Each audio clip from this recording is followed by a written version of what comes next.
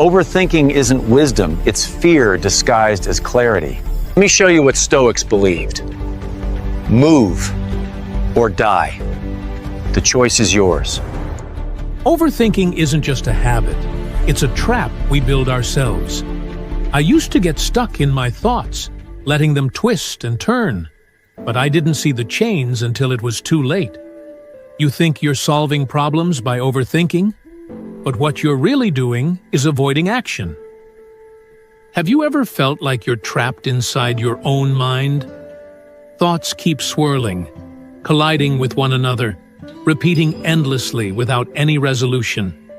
I used to feel the same way.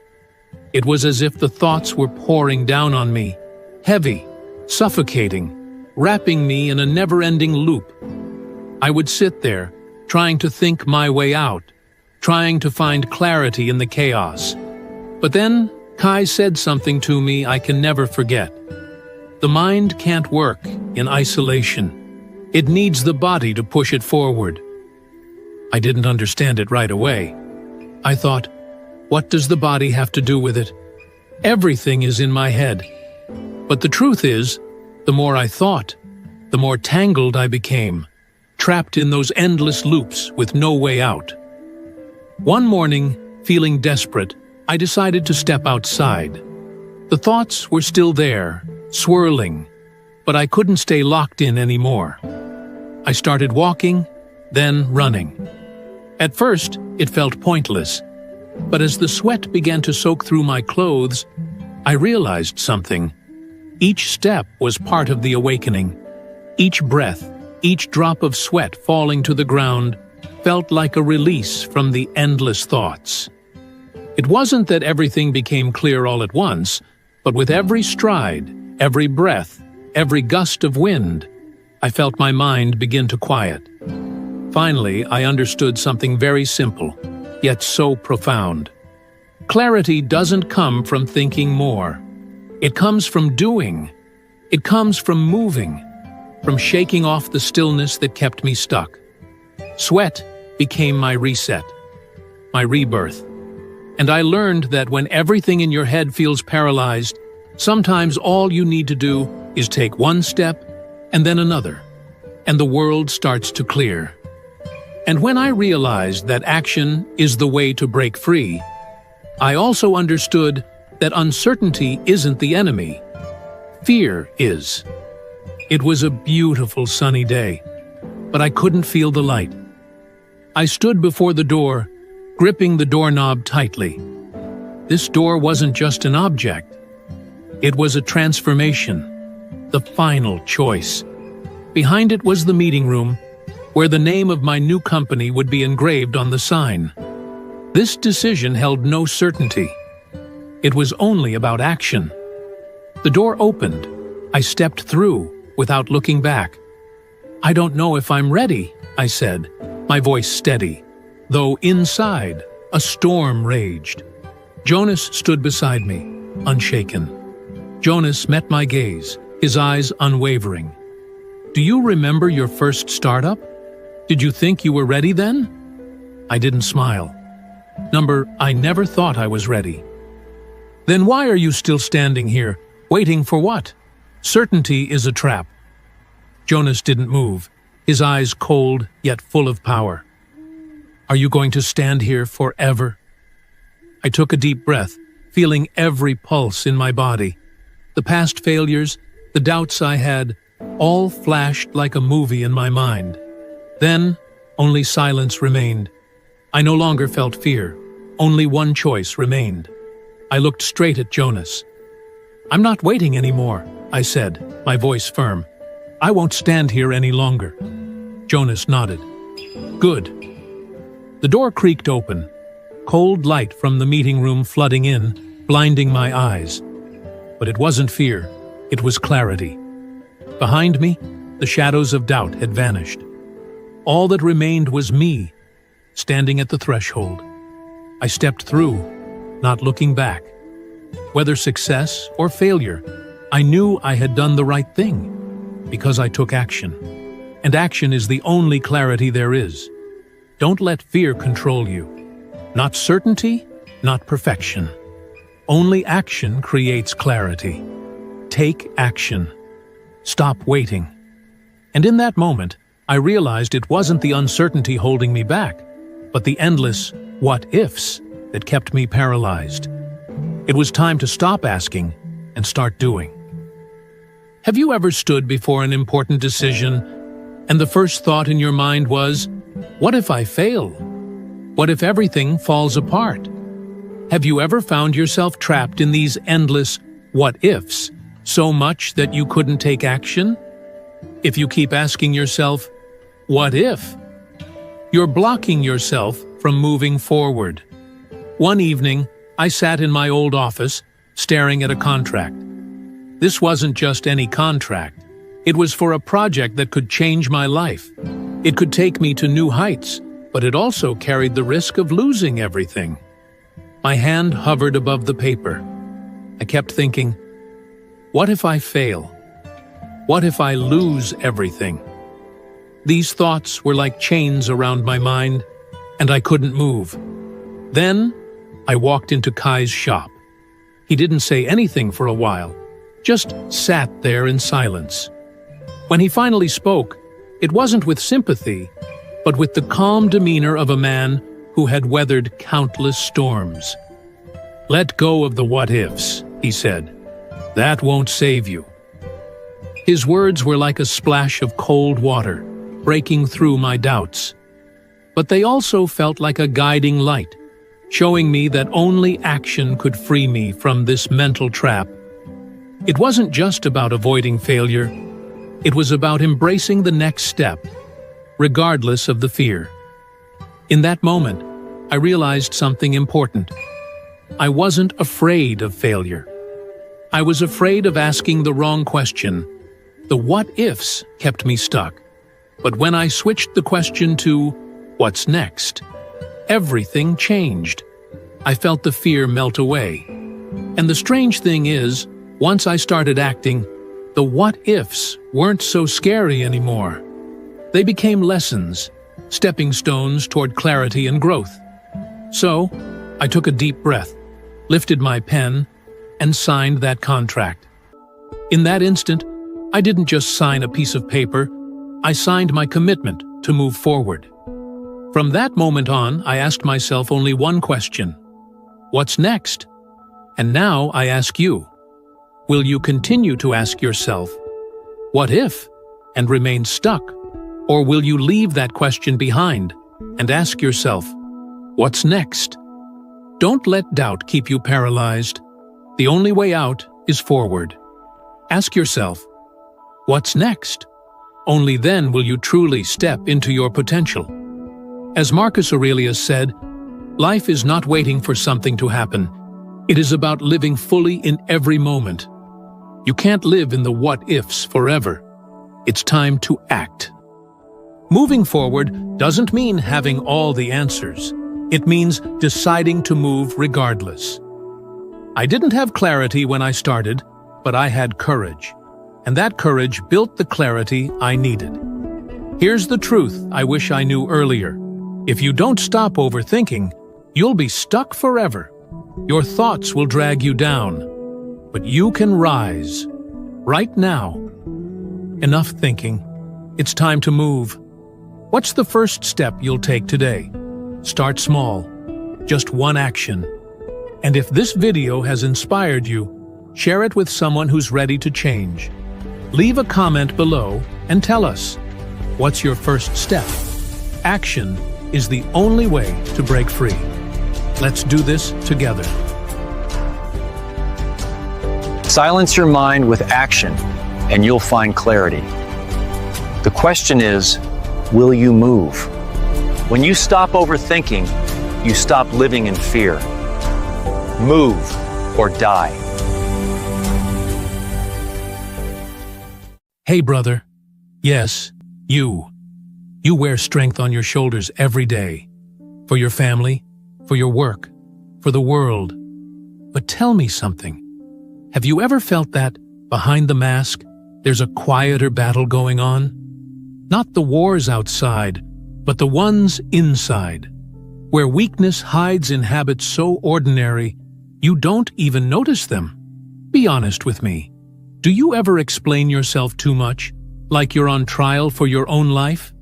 Do you find yourself complaining, thinking it makes you sharp, when really it's just noise?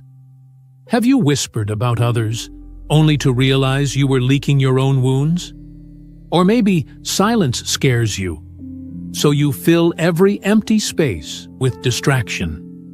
And worst of all, have you ever kept showing up, smiling, replying, playing the role, while deep down you had already quit? If any of that stung, don't worry. You're not weak. You're just human. But these 5 behaviors, they do expose a man. Not to others first, but to himself. And here's the twist. Weakness doesn't always roar. Sometimes it explains. Sometimes it complains. Sometimes it whispers. Sometimes it scrolls. And sometimes it just stops caring. So stay with me, because once you see these 5 for what they are, you'll never let them run your life again. Today isn't about comfort. It's about freedom. And freedom starts when you stop lying to yourself. Let's begin with the first trap, over-explaining. A habit that hides the deepest fear of not belonging. There was a time I explained everything. Why I said no. Why I changed my mind. Why I chose my path. As if I owed the world a report for simply existing. Brother, do you know that feeling? When you can't just say, "I'm not coming."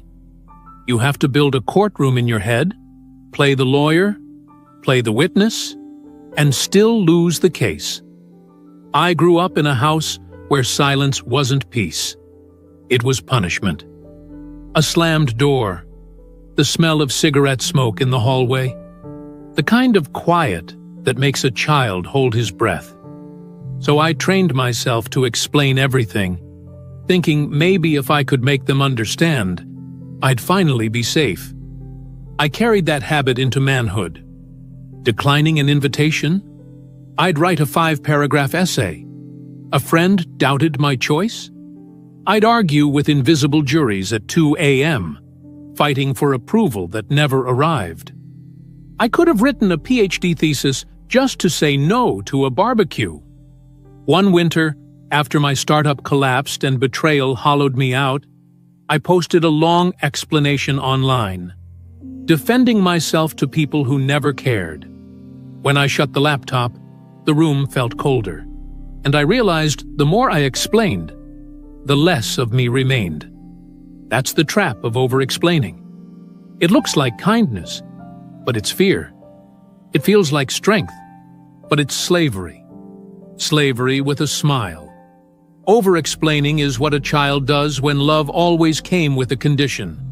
But you are not a child anymore. If a man's love or loyalty or respect requires a full explanation, then it was never love, never loyalty, never respect. It was just tolerance in disguise. Kai once told me, "A man who explains himself too much hasn't yet forgiven himself for needing approval."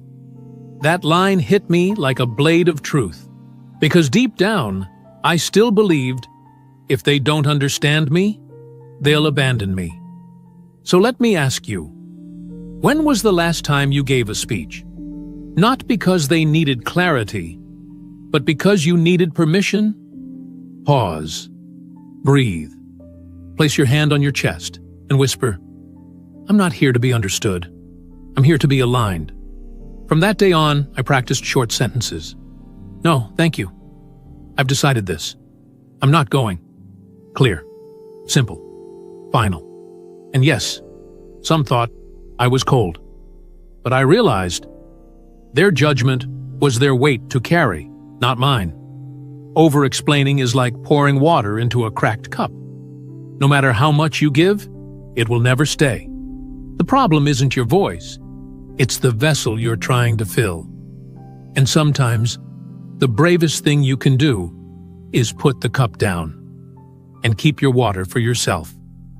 The day I stopped explaining was the day I stopped begging to exist. So now when the urge rises, that voice that whispers, make them understand, or you'll lose them.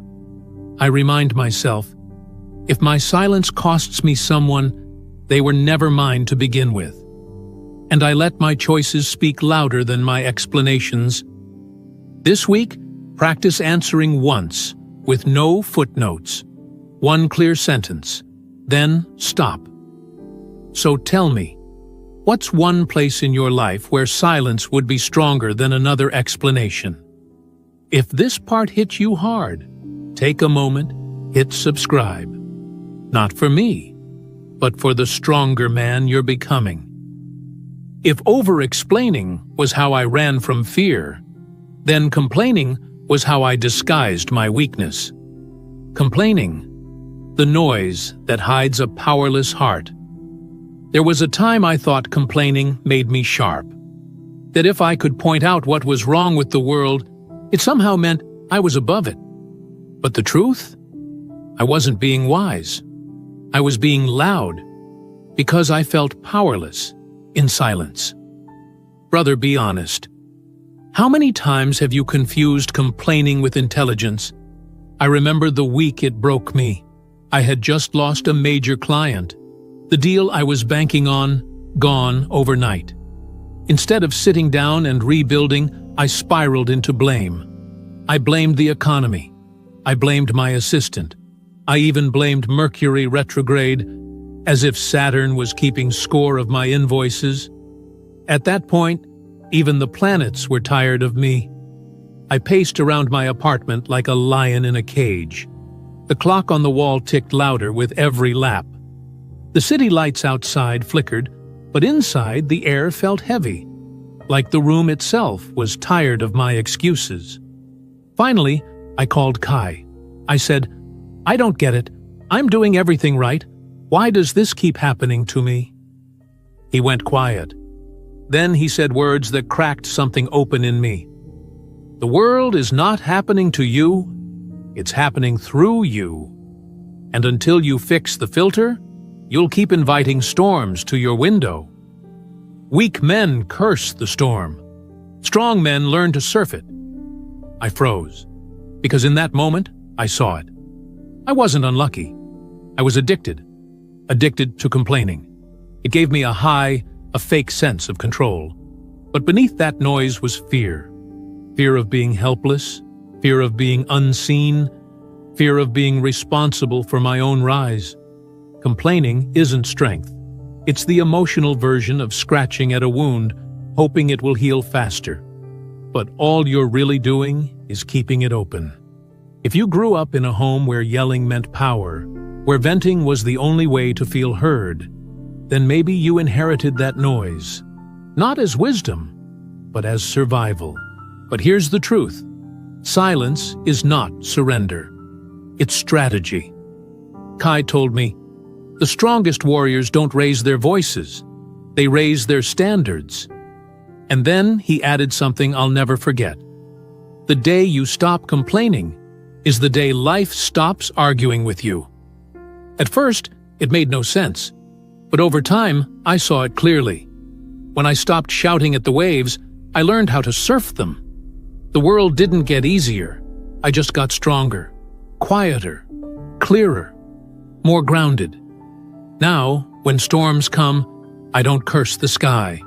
I look at my boots, tighten the laces, and walk forward like a man who remembers who he is. So pause with me for a breath. Ask yourself, is this noise fixing anything? Or is it just disguising my fear of letting go? Let go, brother. Not of effort, but of the illusion that the world must obey you before you deserve peace. You are not here to control the wind. You are here to become the mountain. And mountains don't complain. They just endure. They just rise. Start small. Catch yourself once a day before you complain. Replace it with one action. Brother, what would change if you gave your energy to building instead of blaming? When complaining no longer gave me power, I reached for something cheaper. Gossip. And gossip. It looks like connection, but in truth, it's intimacy without honor. I used to gossip to feel smarter. A little comment here, a raised eyebrow there. It felt harmless, maybe even sophisticated. But let's be honest, it wasn't wisdom. It was just cheap entertainment with better lighting. Basically, I was running a free gossip podcast no one subscribed to. Brother, tell me this. Have you ever felt closer to someone just because you both disliked the same person? I remember one dinner, a long table of entrepreneurs, sharp suits, polished watches. Laughter bounced off the glass walls. We joked about a man who had failed in public. They laughed. I laughed. But then I glanced toward the window behind them and saw my own reflection. The laughter around me thundered, but inside my chest, silence roared louder. Because I realized I wasn't laughing at him. I was laughing at myself, the version of me that once collapsed in silence while others whispered about my fall. Remember this: every whisper about another man is really a confession about yourself. If you've ever caught yourself here, share this with a brother who needs the mirror, because real strength grows when we grow together. That night, I didn't sleep, because I finally saw I had become what once crushed me. In my family, whispers were the only form of connection. Secrets were our love language. Picking apart who wasn't in the room was how we bonded. It made me feel safe, included, special. But now I see the truth. That wasn't closeness. That was counterfeit intimacy. Kai once told me, the tongue is a torch. It either warms or burns. He looked at me and said, every time you speak of another man's flaws, you tattoo them on your own spirit. At first, I didn't understand. But later, I saw it clearly. When I stopped gossiping, I didn't just lose shallow conversations. I gained peace. I no longer needed to know who failed, who cheated, who stumbled. I was too busy rebuilding the broken parts of myself. The man who gossips has not yet forgiven himself. But the man who heals no longer has the time. So pause with me for a breath. If you feel the urge to whisper about someone else, ask yourself gently, what part of me is starving, trying to feed on another man's fall? Because here's the strategy. A weak man tears others down to stand taller, but a strong man invests his words in building himself. The most powerful man in the room is not the one whose voice is loudest. It's the one whose soul no longer needs noise to feel worthy. You want real connection? Speak of ideas. Speak of vision. Speak of God, not people.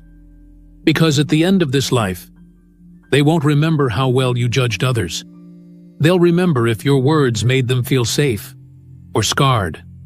So I choose to bless in silence, because gossip is intimacy without honor, and a healed man no longer whispers. When tempted to gossip, switch it. Say one good thing about that person instead. Who in your life deserves your blessing today instead of your whisper? If gossip is just noise shared between people, then here's the harder question. What happens when the crowd leaves and the only voice left is yours? That's when many men discover their greatest enemy, the fear of solitude. There was a time I couldn't sit in a room by myself for 5 minutes. I told people I was extroverted. I said I loved company. But the truth?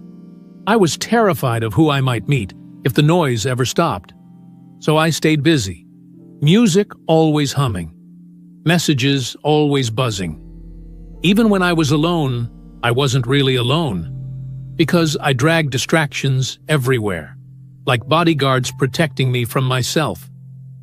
I was the only guy who needed a full entourage just to sit in a quiet room. Brother, be honest with me. When was the last time you sat in silence without checking your phone, without reaching for noise, just letting your own breath be the only sound? One winter, I disappeared. No posts, no phone. Just me, a cabin, and a storm inside I could no longer escape. The first night was chaos. The smell of burnt pine clung to the air. Regrets surfaced like ghosts clawing at my throat. And I realized something haunting. Silence isn't empty. It's full of every conversation you've been avoiding for years. Tell me, have you ever sat so still that even your silence screamed louder than the storm outside? Silence is not your enemy. It's the mirror you've been running from. The memory of the one I let down. The lie I told to protect an image. The dream I buried to keep the peace. They all came back, not to punish me, but to be witnessed. I sat with them, not as enemies, but as old friends. Kai once told me, the man who fears solitude is still running from a war he never dared to end. That night, I ended mine. Because here's the truth. Solitude is not loneliness. Loneliness is the ache for someone else. Solitude is the return to yourself. And yes, it breaks you, but only the parts that were built by fear. I cried for hours, not from sadness, but from release. Because for the first time, I was done performing, done pretending, done needing someone else to tell me who I am. Later, I collapsed in a hospital bed, underweight, worn down, spirit frayed. That's when I met Elena. Quiet eyes, steady hands. She didn't ask what broke me. She just whispered, "You're allowed to rest. Even the strong ones need it." And maybe, brother, that's what you need to hear tonight too. After I left, I thought I'd never see her again. But somehow, she stayed. Not to fix me, but to remind me I didn't have to vanish in silence. Weeks later, sitting by the cabin fire, she said nothing. She just let the flames crackle and made the silence feel like home. That was when I realized silence no longer meant absence. It meant presence. So pause with me, right now. Breathe. Notice what rises when the noise stops. Don't run. Stay. Because here's the strategy most men miss. Weak men chase crowds to drown the noise. Strong men sit in silence until the war is won inside. The man who can sit in his own company, without flinching, without fleeing, without needing a text back, that man is untouchable. He doesn't chase attention. He attracts peace. If silence scares you, it only means you haven't met yourself yet. But once you do, you'll never settle for noise again. Tonight, try 5 minutes with no phone, no music, just your breath. That's your first battle won. When will you give yourself the gift of sitting in your own presence? And when the silence grew heavier, another danger revealed itself. Not a scream, not a storm, but a whisper. The quietest kind of quitting. The kind no one sees, because even you stopped looking. There was a time I showed up every day, but deep down, I was already gone. I smiled. I answered. I played the part, but the fire? It had vanished. That's the worst kind of quitting. Not the man who throws the table, not the one who storms out, but the one who keeps wearing the mask, while his soul slowly fades behind it. Brother, be honest. Have you ever caught yourself nodding at a meeting, while inside you're whispering, "I left myself months ago"? I remember after Rico's betrayal, everything collapsed. The company, the marriage, my identity. I took a job just to keep the lights on. I told myself it was temporary. But in truth, I had stopped dreaming. One morning, I sat in the parking lot of that job. 42 minutes passed. The cold steering wheel pressed against my palms, and it felt like I was holding a life that no longer belonged to me. I just stared ahead like a ghost who forgot how to return to his own body. Most men don't die in one moment. They die slowly, by showing up half alive. That's when it hit me. You don't always quit with noise. Sometimes you quit quietly, by showing up half alive. Quiet quitting isn't laziness. It's grief. The grief of giving for too long without being seen. The grief of carrying a dream until your back breaks, then pretending it doesn't hurt. I wasn't lazy. I was just updating status reports no one even read. Honestly, even I stopped reading them. Kai once told me, "A man doesn't burn out from doing too much. He burns out from forgetting why he began." That sentence cracked me open, because I realized I hadn't lost motivation. I had lost meaning. So that night, I did something radical. I didn't quit the job. I didn't leave the city. I didn't burn it all down. I came home to myself. I sat with my journal. I wrote a letter to the man I used to be, the one who had fire, the one who believed, the one who showed up with purpose, not just presence. And I promised him, "I'll bring you back. Not with noise, but with one honest breath at a time." Brother, maybe that's where you are right now, still showing up, still smiling, but fading inside. Hear me. You don't need to walk away from everything. You just need to walk back to yourself. So if the fire feels gone, create friction. Move. Speak one truth. Change one thing, even if it scares you. Because the real tragedy is not when men fail loudly. It's when they fade silently, while the world claps for their mask. Weak men stay half alive in a role that kills them. Strong men would rather start over with fire, even if it means burning bridges. Not you. Not anymore. You were not built to disappear. You were not born to sleepwalk through your own story. So don't quit quietly. Quit the numbness. Quit the fake smile. Quit the version of you that forgot his own name, and begin again, with one brave breath. Because the world doesn't need your performance. It needs your presence. You weren't built to fade. You were built to rise.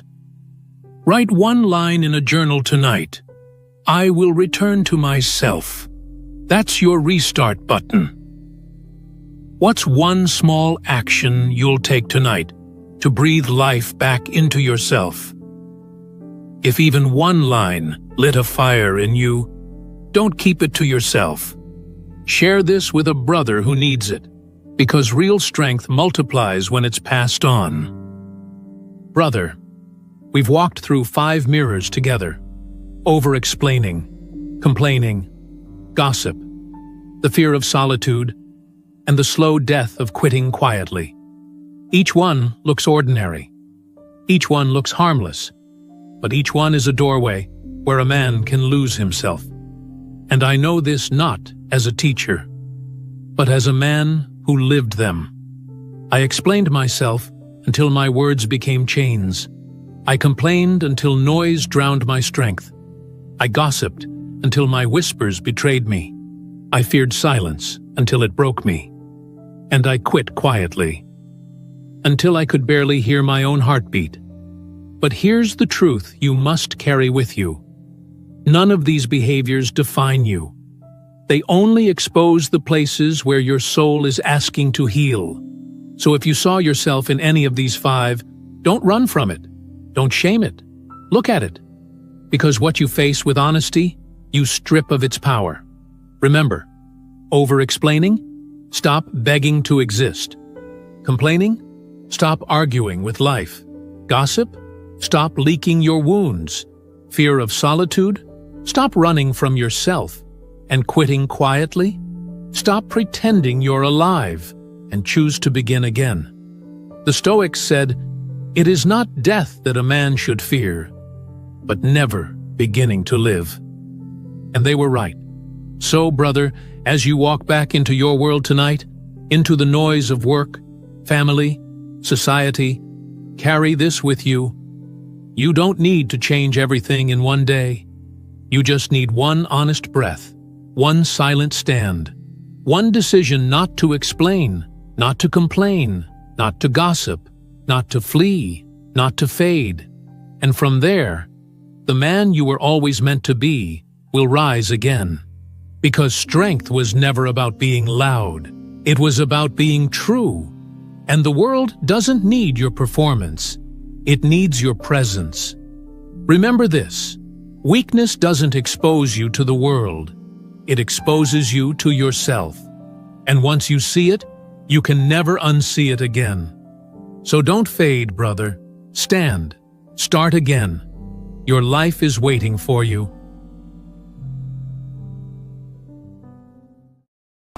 You want control? Start with what you lose first. Most men never lose battles.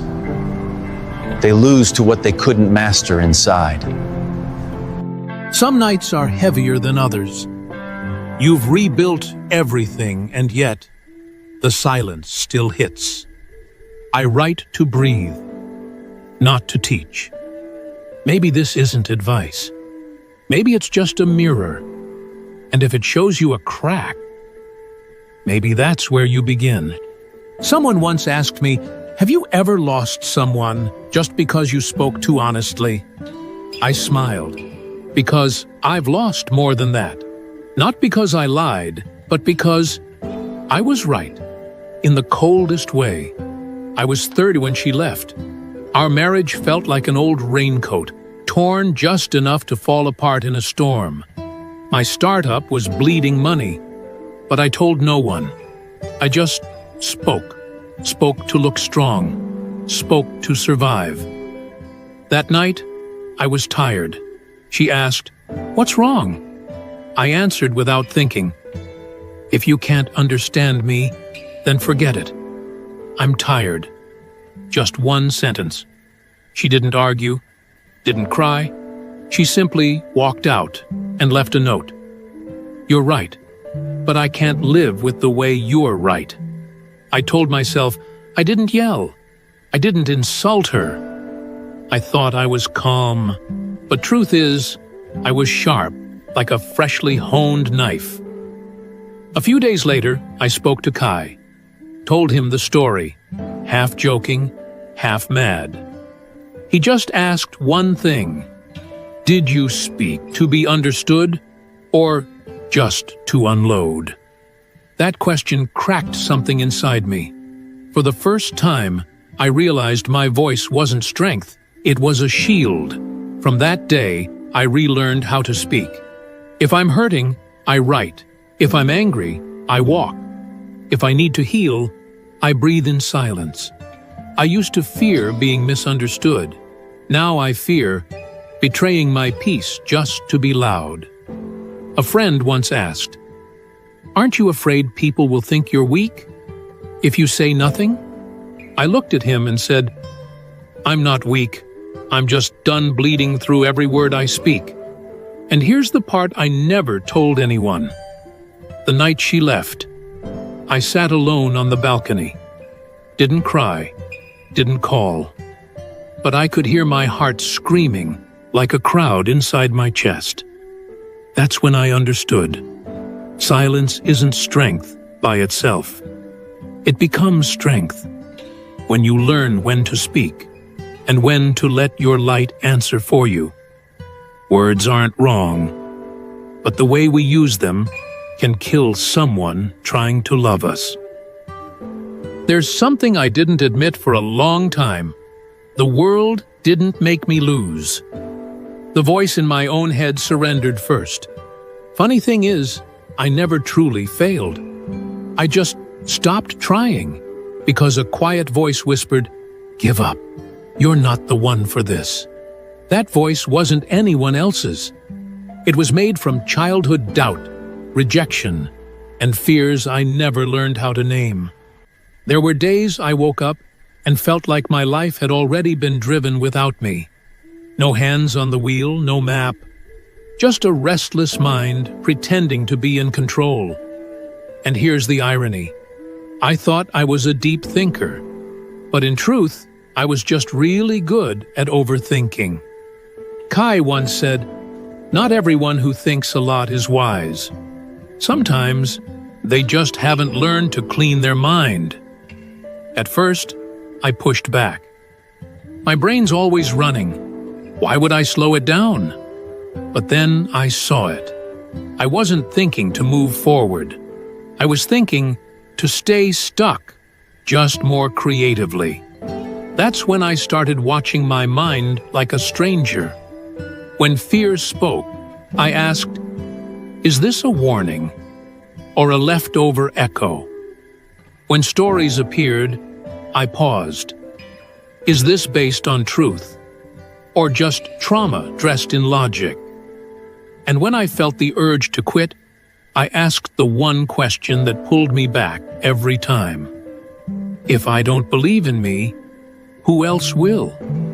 I stopped waking up to news, stopped checking my phone every 10 minutes, started journaling, not to be inspired, but to dump mental trash that had collected while I slept. And somehow, as my mind got quieter, I began to hear something real. Not ego, not fear. Something softer, but stronger. It said, "You don't need to win. You just need to stop abandoning yourself." Here's something I've never said out loud. During the first few years of rebuilding my life, I didn't read any more philosophy. I just practiced quieting the chaos inside. Not fighting every thought, not believing them all either. Just letting them pass, like wind across a still lake. And that is when I started to feel free again. You can control everything outside, but if you haven't mastered your own mind, you're still serving voices that don't belong to you. And you know what's truly dangerous? Living a life you didn't choose because you believed a single thought too early. You can light candles, read books, repeat mantras, but if the war inside your head still wins, you're not healing. You're just decorating the battlefield. I once lost control over a cup of coffee. The waitress brought the wrong order. I had just walked out of a failed meeting. My bank app flashed negative, and boom, I snapped. I didn't shout, but the way I looked at her, sharp, cold, enough to ruin someone's day. She froze. I turned away, felt like I handled it like a man. Hours later, stuck at a red light, her face came back to me. Not the mistake, just her eyes. That's when I realized I wasn't mad about the coffee. I was mad at life, at myself. And instead of facing that pain, I threw it at the first person who wouldn't throw it back. So I asked myself, how many times had I punished the innocent because I never named my wound? 3 years later, I went back to that cafe. New waitress, same mistake. But this time, I carried silence that had been sharpened. She apologized. I smiled. "It's okay. Can we just switch it?" She nodded, grateful. And me? I didn't even feel a ripple.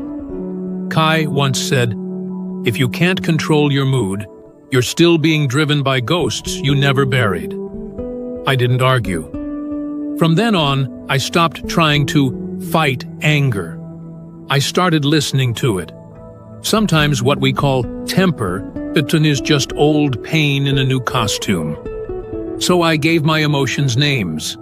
Not "I'm pissed," but "I feel unseen." Not "they disrespected me," but "I feel unworthy."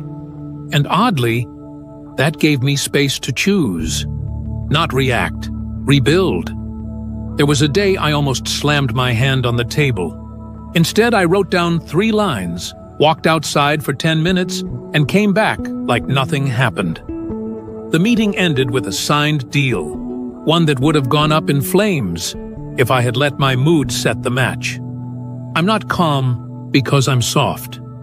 I'm calm because I've tasted chaos, and I won't let it choose for me again. Emotions are wind, but you're the sail, and no storm decides where you anchor, unless you let it. People say, "That's just how I am. I've always had a temper." No, that's just how long you've lived without healing what started it. And if you want to know what strength really looks like, don't watch the loudest man in the room. Watch the one who breathes and doesn't burn it all down. Because a man who controls his mood was once a man who didn't, and chose never to go back. I don't need the world to calm down. I just need to stop letting my storm become someone else's weather. There were times I spent money, not to live, but to escape my own life. Have you ever bought something not because you needed it, but because it helped quiet something inside you? I used to think I had no issues with money. I didn't gamble, didn't chase luxury brands or flashy cars. I thought I was in control, until one afternoon. I looked at my bank statement and felt a chill in my chest. Those tiny transactions, they read like a diary of unspoken pain. That day, I spent 3 times my usual. Nothing extravagant, just 3 cups of coffee. Didn't even finish one. 2 fancy notebooks, never wrote a word. Some tech gadgets, still sealed in the box. Why? I was exhausted. I felt like a failure, and I just wanted to breathe easier. Every checkout felt like I was soothing a crying child in the corner. And that child was me. I told Kai. He didn't judge me. He just asked, "Are you spending to expand your life or to escape from it?" That question turned my statement into a mirror. I saw it clearly. When I was under pressure, I ordered more food. After every fight with my ex, I booked a random trip. Whenever someone else succeeded, I bought something shiny just to feel like I was moving too. Money doesn't lie. It records the emotions we haven't named yet. Since that day, I've asked myself one question before every purchase. Is this healing me or helping me forget the wound? I'm not frugal now. I still eat well, still travel, still invest in growth. But I stopped buying things I never truly wanted. And strangely, as I made that shift, money began to return. Not fast, but steady. As if the universe whispered, "This one finally understands." Today, I no longer crave to get rich quickly. I crave one thing only: clarity. Clarity so I'll never again use money as a bandage for a wound I haven't even dared to face. No amount of money can heal the bleeding from the parts of you that remain unseen. Control was never a moment of triumph. It was the quiet choice I made. Each time the past came knocking with familiar claws, and I chose again and again, until one day, it didn't feel like a choice anymore. It felt like me. But even then, I knew there was one room in me still locked. It wasn't my words, not my thoughts, not even my money. It was something softer, but deeper. A part of me I buried with a whisper. I'll never touch that again. If this made you pause, don't let that moment go. Subscribe, not for me, but for the man inside you who's finally ready to rise. This story isn't over. It's just the chapter I dared to share today. And next time, I'll tell you what happened the day I saw her again and didn't fall apart. I didn't lose control all at once.